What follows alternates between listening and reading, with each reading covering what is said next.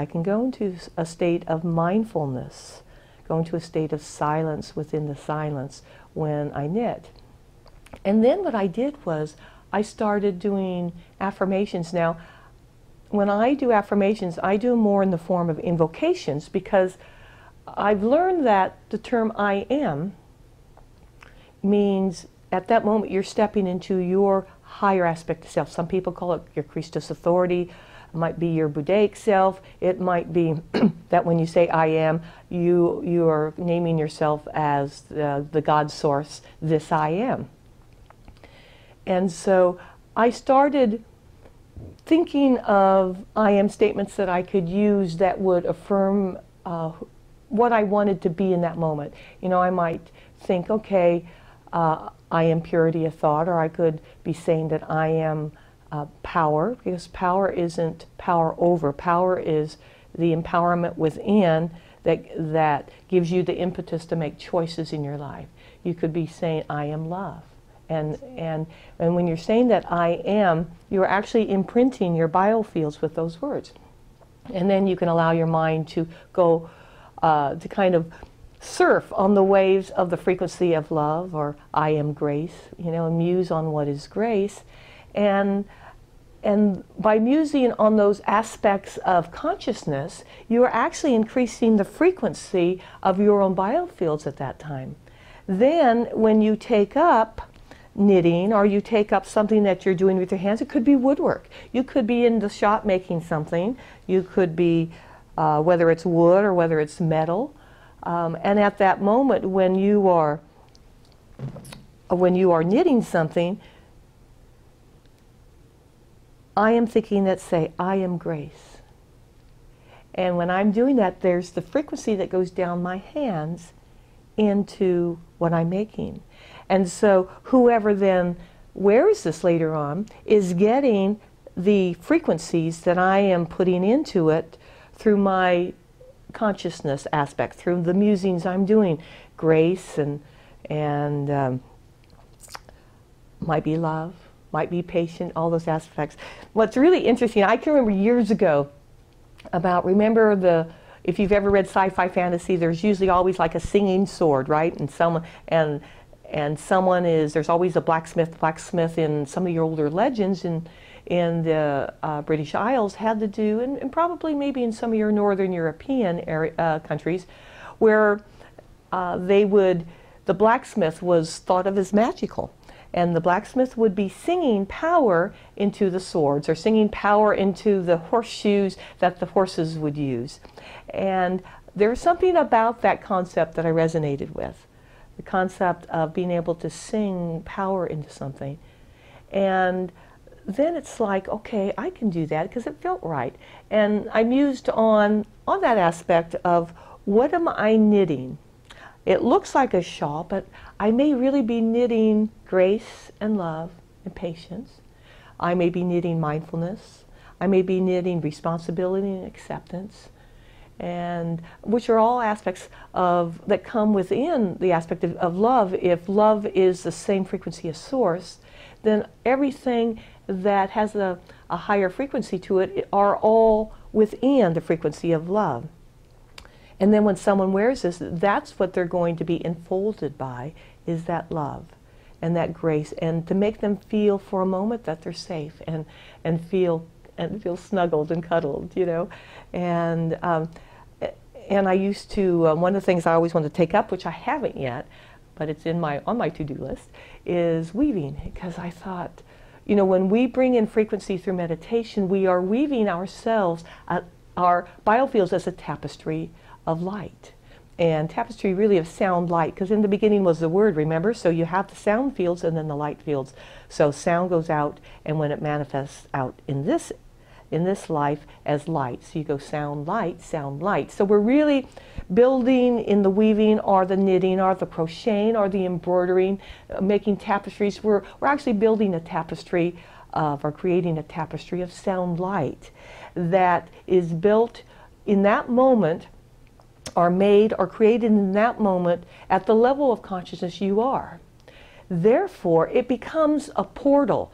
Anything people make becomes a portal to the dimension of consciousness that they are at in that moment. That's why it's so very important when you go out, whether it's going to an antique store or going and buying food or buying clothes. You know how sometimes you think that's a great color, but it just doesn't feel right to buy it. It could be that you're responding to the frequency of the person that put it together.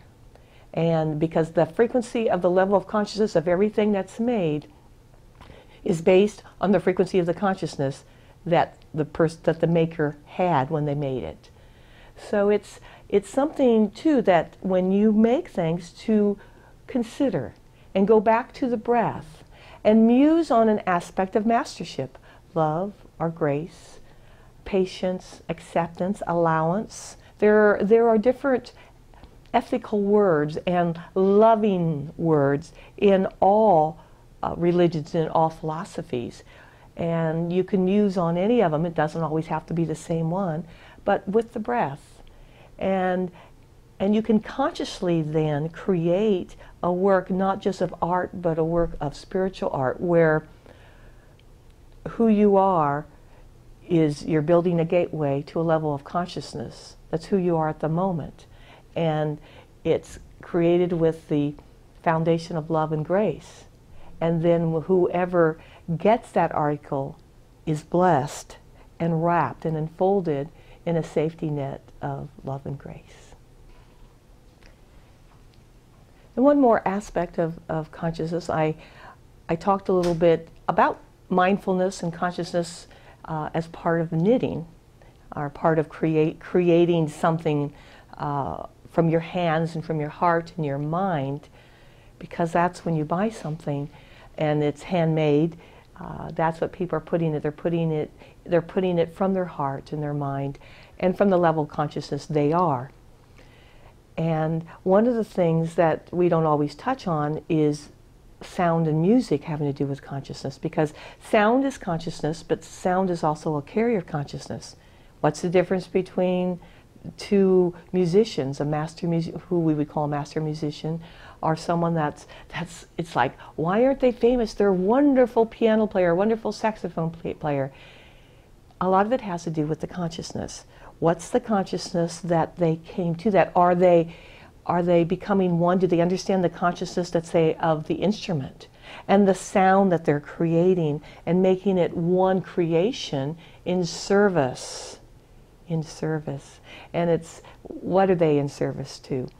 And when you align your pillar with source, that wonderful sparkly white with silver glitter and gold and whatever other colors you want to bring in, the pillar up to source and down the earth core, in you, as you, and expand out through your pores, and then be the sound itself. You know, there are sound fields out there near source. You can put your pillar up to source and say, okay, sound fields, let me communicate with those sound fields, and allow that frequency to, or the consciousness of it, to communicate with me. And what words, you know, that happens to me quite a lot. And it's like a feeling of that I'm listening out the right side of my head, out here, listening for the sound or a melody or words.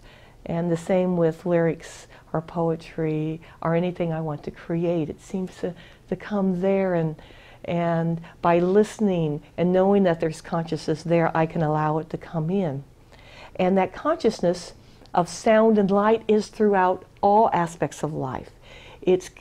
All life has a consciousness, has a feeling, a sense feeling of its place in the cosmos. And so you can be mindful. It all goes back to being mindful in the moment, whether you're creating something like knitting, whether you're creating music and songs and listening for the words or the sound, whether you're creating a meal and deciding, what am I going to have, salad, main dish, dessert, or you might be cleaning house and creating a clean field for source to come in and fill it. It's all consciousness. And it's all in communication, all in cooperation with you, in partnership. We partner with all aspects of life, and it's all consciousness. So then it becomes, again, a choice of power to always go back to the breath. Some days or some moments you won't be as mindful, but in the moment of awareness, that's the power of a choice. You go back to the breath and then see what out pictures. And you'll find eventually that out pictures for you are what's being created as a result of your heroic probability, of your decision to align with divine right order, divine right timing, divine right action. Going back to the breath, and then you become aware that you are your heroic self now, and you are traveling the path of heroic probability. Thank you so much for joining me in a conversation with myself today. And because sometimes we do, that's how we clear things and get clear about things within ourselves, is to have those musings. So take time for the conversation with yourself, conversation with yourself as a part of Source, as Source itself, incarnate here in this body. Make that connection and be your authentic self each moment that you can. But always go back to the breath, because the breath is the impetus that allows you to be the eternal self, to be who you are authentically.